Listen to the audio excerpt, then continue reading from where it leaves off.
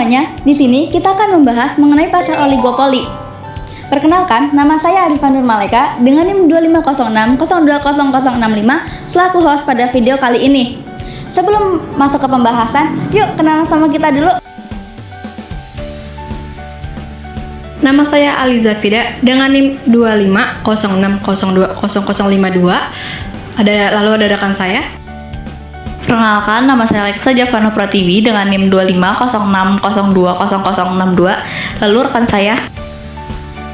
Saya Davina Nuraziza Absari dengan NIM 2506020091 dan rekan saya. Perkenalkan, nama saya Salsa Sabila dengan NIM 2506020087 dengan rekan saya. Perkenalkan, nama saya Indri Diva Saraswati dengan NIM 2506020093 dan rekan saya. Perkenalkan, nama saya Zahra Febriani dengan NIM 2506020060 dan rekan saya. Perkenalkan, nama saya Dilian Disa Fitri dengan NIM 2506020079. Yuk masuk ke pembahasannya. Pada kesempatan kali ini, kami akan membahas mengenai pasar oligopoli, yaitu salah satu bentuk struktur pasar yang sering ditemukan pada industri modern saat ini. Salah satunya yaitu industri otomotif. Melalui video ini, kami berharap agar kalian semua dapat memahami mengenai konsep dasar, karakteristik, hingga penerapannya dalam kegiatan ekonomi, khususnya yang berkaitan dengan industri otomotif seperti Toyota ini. Pertama-tama, saya akan membahas definisi dari pasar oligopoli. Pasar oligopoli adalah pasar yang hanya dikuasai oleh beberapa perusahaan saja. Karena jumlah yang sedikit, mereka saling mempengaruhi harga, inovasi, dan juga strategi. Setiap keputusan yang diambil satu perusahaan pasti akan direspon oleh yang lain. Mari kita mengenal ciri-ciri pasar oligopoli. Ciri-ciri pasar oligopoli diantaranya yaitu yang pertama, produknya bersifat homogen. Jadi produk yang mereka jual hanya memiliki satu jenis barang saja, barang lainnya bersifat menggantikan. Oleh karena itu, ketika konsumen ingin membeli sebuah produk namun tidak ada, mereka dapat membeli barang lainnya yang memiliki jenis yang serupa. Yang kedua, hanya tersedia beberapa produsen karena sistem perdagangannya hanya memiliki beberapa produsen yang menjual jenis barang yang serupa. Yang ketiga, bersifat saling ketergantungan. Di dalam sistem perdagangan tersebut, mereka bekerja sama untuk menentukan harga pasar, stok barang, hingga jumlah produksi. Nah, selanjutnya, kalian tahu tidak apa saja jenis-jenis oligopoli? Jadi, jenis-jenis oligopoli itu ada 4. Yang pertama, oligopoli murni, yaitu produk yang dijual bersifat homogen atau hampir sama.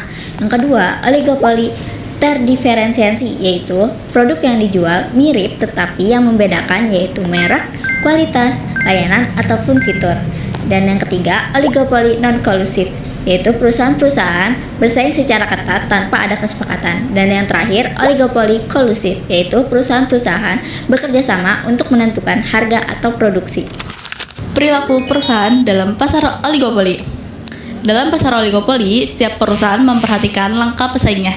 Jika ada penurunan harga atau peluncuran model baru, perusahaan lain biasanya menyesuaikan agar tidak kehilangan pasar. Karena itu, harga relatif stabil. Persaingan lebih difokuskan pada inovasi, layanan, dan kualitas. Selanjutnya, kita akan membahas bagaimana sih caranya Toyota agar bisa menjadi salah satu penguasa besar di pasar oligopoli. Jadi, Toyota bersaing dengan produksi yang sangat efisien untuk mengurangi pemborosan, ditambah inovasi seperti mobil hibrid yang ramah lingkungan. Toyota juga memperluas pasar ke berbagai negara dan menjaga loyalitas pelanggan melalui kualitas yang terbaik. Hasilnya, Toyota berhasil untuk menguasai pasar oligopoli. Nah, ini bukti bahwa inovasi dan efisiensi adalah kunci sukses di pasar oligopoli. Contohnya, bisa kita lihat di industri otomotif, telekomunikasi, ataupun maskapai penerbangan.